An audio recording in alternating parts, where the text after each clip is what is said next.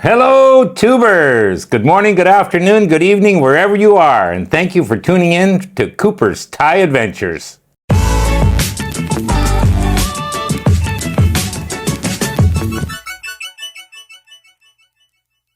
Welcome back, folks. Please hit the like and subscribe button. It really helps out the channel. It doesn't cost a penny. Today's topic is preparing for your retirement in Thailand. You know, things to do, things to look for, get done before coming here, and what to expect.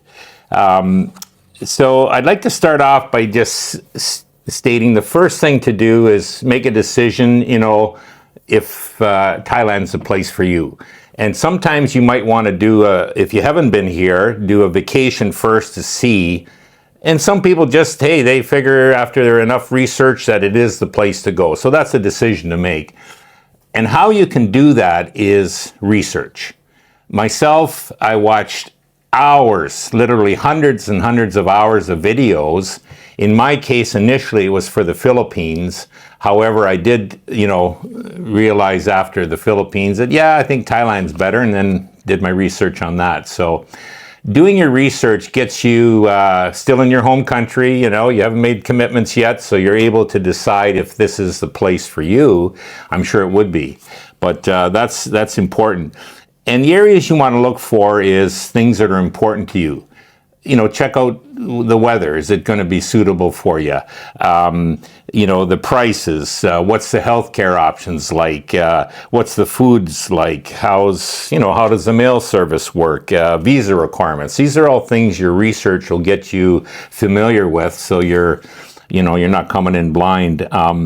Transportation options, another thing.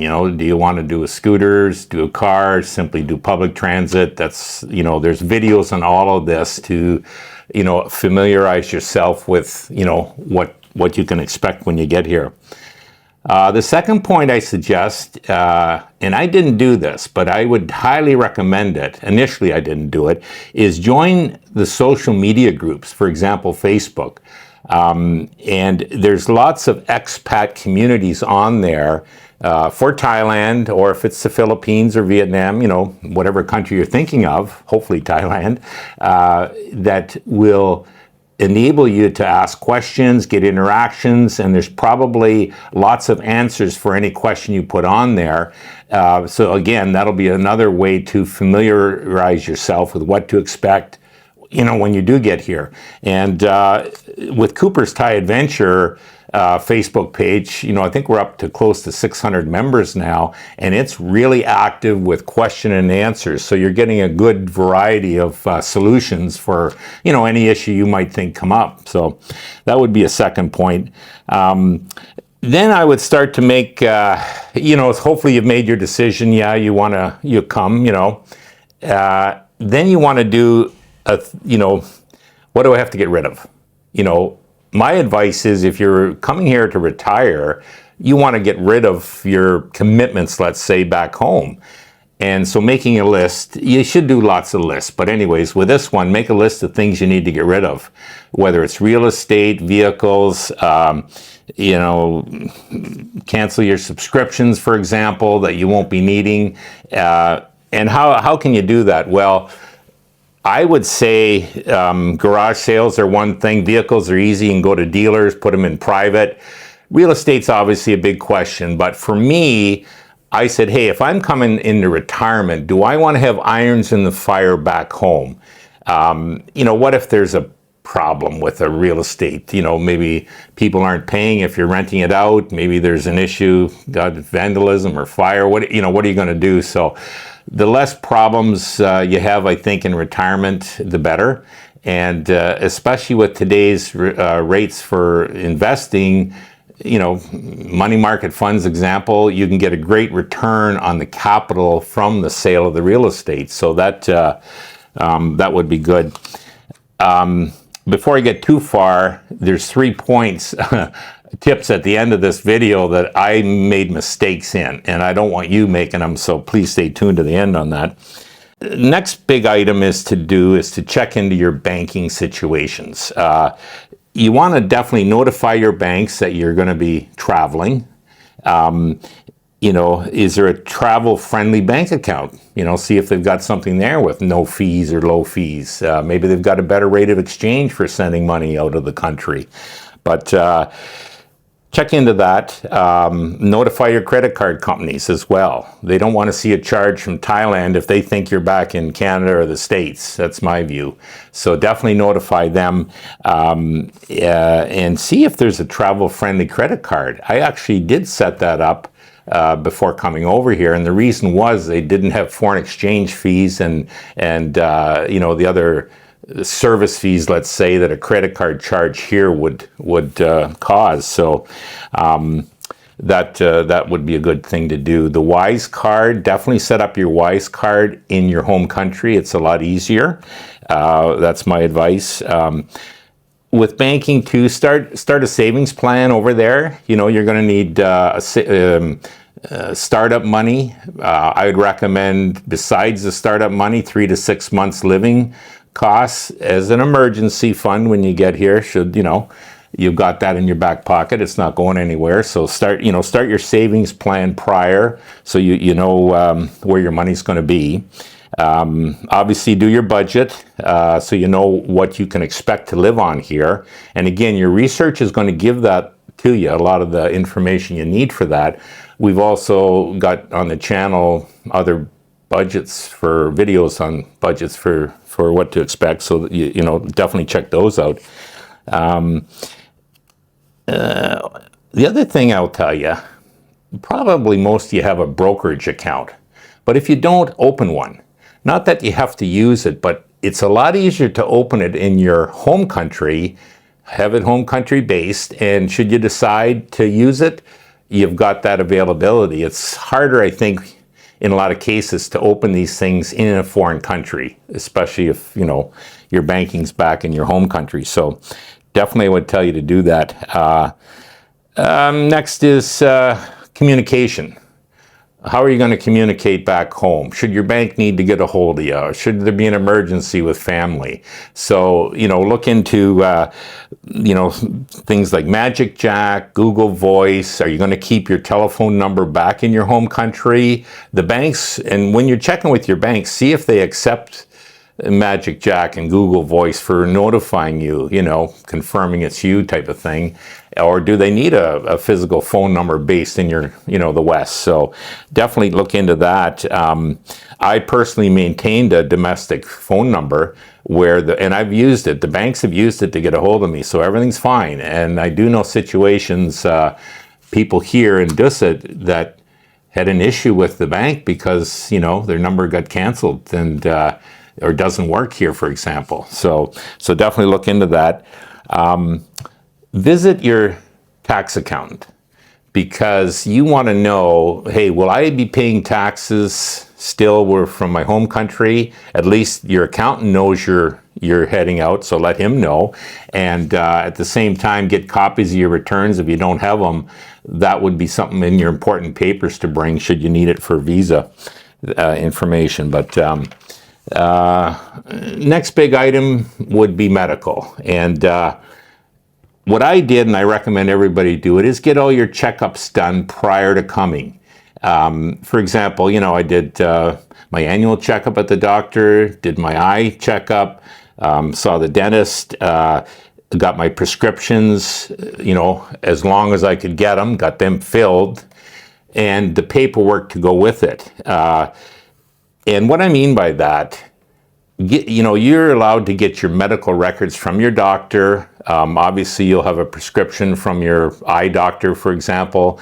For your pills, you have prescriptions. But get copies of these so you can actually bring those. Now, they don't have to be necessarily hard copies on paper. They can put it on a CD or even, up into the cloud. So there's ways to do that. But it's good information to have. You might need that. Get your chiropractic care done, and again, get images. If there was images taken, you paid for that, so bring those with you. Again, if you need these services here, it's valuable to have that information to show the doctor, the chiropractor, the eye doctor, whatever. Here's what I've got from my home country, and they'll be able to read it. As well, under medical, I would advise everybody to purchase travel insurance initially. So, that would cover you for whatever period of time you think, hey, I want to just get boots on the ground, check out the coverages I have here. But in the meantime, I've got travel insurance covering me while I'm away from my home country. So, and I took I could get 6 months. So at least I had that prior to, having to make a decision. It gives you more time to research. Your first month, you're just going to get your feet wet, maybe decide where you want to live long term. So, the longer you can get for travel insurance, I think is the better. Another thing to do is I found the earlier you can book your flight tickets, the better prices you should be able to get. And there's lots of apps out there, websites, for example, Skyscanner I use, Google Flights was another one, where you can put in, notifications when prices drop on the flight situation you're looking at. So from your city to Bangkok, for example. And the sooner you book, though, sooner you start looking, you can follow the prices. Typically, they're lower to start, and they get a little higher as it gets closer to the date. So earlier the better on that. You will need a throwaway ticket. So coming on a one-way here, just get a throwaway ticket from Bangkok to Taiwan or, the closest city, Asian city around. And I think anywhere from $39 to $69 is your throwaway. But that's a requirement for Thai immigration, that you have an exit ticket within 30 days. Another thing is get your international driver's permit. That's very useful. I got stopped here on my scooter, and I was only here for like 3 weeks, and I thought, oh, well, I'm good for a month, aren't I? Oh, no. An international driver's permit is what he asked for. I didn't have it. There's the ticket. So save yourself that 1,000 baht and, get your international driver's permit, because it'll at least give you time to, get your licenses here with that, and you won't have an issue. Little things, check when your passport renews. I'd even say, if it's within a year or year and a half, call your embassy and say, hey, how do I renew this if I'm out of country? Hopefully you can do it at your embassy here. I've heard of people that can't, so that's what it's important to check with your home country there. Now, as far as documents, I would say copies of everything. And again, these aren't physical. You don't have to walk around with, a tote full of paper. You can, have photocopies on your phone and put it on CDs or, mini drives, whatever. But passport, driver's license, your prescriptions, your medical files, as I mentioned, divorce papers. I decided to get married, and luckily I had a copy of my divorce paper, because you need that in these countries. Tax statements, they might want to verify income if that's part of your visa process or whatever reasons, but it's good to have your tax statements that you did file. And believe it or not, probably a copy of your will, so that people, understand your wishes should something happen. Getting on now, what I would book, and we did this, is book a place for a month, upon arrival. And that gives you time to research where you do want to live. I know I had a checklist. I had to have certain things. I had to have fast Wi-Fi, and my dear wife needed to have a washing machine. So those two are must-haves. And we saw nice places, and unfortunately, one of the two was missing. So, they were out, it was out to lunch for those places. Another tip I would recommend, pre-book your airport pickup. So you've had a long flight. In my case, I think it was 16 hours direct from, Vancouver. The last thing you want to do when you get off the plane, you've had a long flight, is to worry about booking transportation. They're at the airport, and, you pay probably 3 times what you could with pre-booking, let's say. So I would pre-book that, so at least you don't have to worry about that. Another tip I would say is bring adapters for your country that you're going to, in this case, Thailand. A regular adapter, it's different here than it would be back in Canada, for example. So You don't want to get to your hotel room and want to charge your phone and find out it doesn't work in the adapter, in the plugins. So the adapters will solve that problem. At the airport, get your local SIM card. If it's a couple bucks more, pay it, because you're going to have internet. They'll get it working for you. You'll get your phone number. You'll have your internet data. It'll be working when you walk away from the counter, and that's great, because you'll want to start downloading certain apps like Line, and Bolt is another one they use tremendously here. So get those done. Make a list of, like, I call it redundant devices. Now, I have 2 iPads, I have 2 iPhones, and the reason is I don't want to be without those should one break, get lost, whatever reasons. If one's not working, I at least know I've got the backup. So that's and earbuds too is another one I have, because I don't want to listen to my videos. So 3 things I did that I would do differently. And the first one, when you look at downsizing and leaving, you're going to think, well, maybe I'll just get a storage unit and, put this stuff in there because I really like it. It's a lot of memories. It's this, it's that. There's many reasons you'll want to get a storage unit. My advice is don't do it. I got a storage unit. In my case, it was, those are the reasons. I thought, oh, well, this is, memories here and this and, oh, yeah, that's, and yeah, that's been in the family for ages. Well, heavens to Betsy, it started at $75 a month. It's now double that. And I haven't been in that storage unit in a year and a half. And next time I go back, I'm getting rid of everything in there. So the point is, you really don't need that stuff. Anything you need, you can get here. And if it's very sentimental, give it to family members. That's at least it stays in the family. But that's just one added thing I didn't need, and you'll find you won't need it. So do your utmost to, and lastly, if there's still some stuff that just, what am I going to do? Put it in a family's basement or garage. So at least hey, it's there.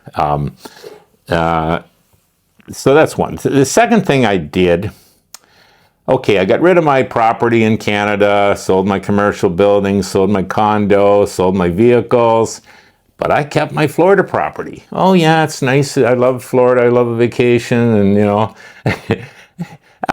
after a year and a half of not being there, I thought, well, geez, why didn't I sell that thing too? So, Thailand's exactly like Florida, I find, for the winter. So heavens to Betsy.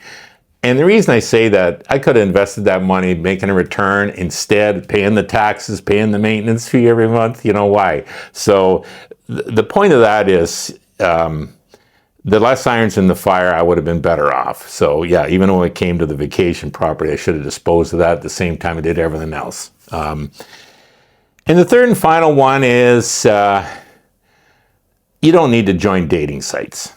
I did. And I met a nice girl on that. It was during COVID, so it took quite a few months before I got boots on the ground in the Philippines. And it's just, you realize after being there and then being in Thailand, you don't need to join these dating sites. There's ample people to meet here in both countries, and great people. And for me, it didn't turn into reality on that, the person I met, the dating site. We're still friends, but it was just a waste of time and money. So you don't need to do that. But anyways, those 3 items are what I would recommend. Don't do the mistakes I did. Anyways, that's it for today. Hopefully it's somewhat helpful. Do your research. That's the big thing. And we'll stay tuned. We'll see you next time. Hopefully you liked the information today. Please hit the like and subscribe and tell your friends. Have a good day.